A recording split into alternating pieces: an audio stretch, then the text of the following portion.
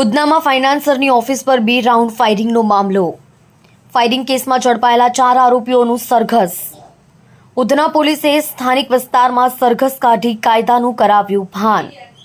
ઉધના અને Surat crime બ્રાન્ચે firing કેસમાં 4 આરોપીઓની કરી છે ધરપકડ.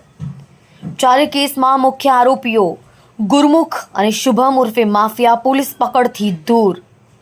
ઉધના આશીર્વાદ ટાઉનશીપ ખાતે આવેલ દીપક પવાર નામના ફાઇનાન્સરની ઓફિસ પર ફાયરિંગ કર્યું હતું.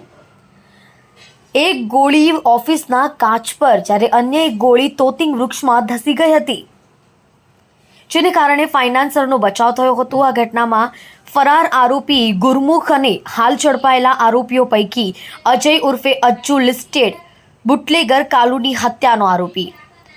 ફરાર આરોપી ગુરમુખ અને શુભમ ઉર્ફે માફિયાની ધરપકડ કરવા અલગથી ટીમ કામે લાગી.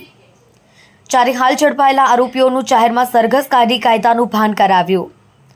28મી નવેમ્બર મોડી સાંજે બની હતી ફાયરિંગની આ ઘટના. ફાયરિંગ પાછળનું મુખ્ય કારણ રૂપિયાની લેતી દેતી. કલ્પેશ રાણા સાથે જોતા રહો news 9 Gujarati news channel, Surat.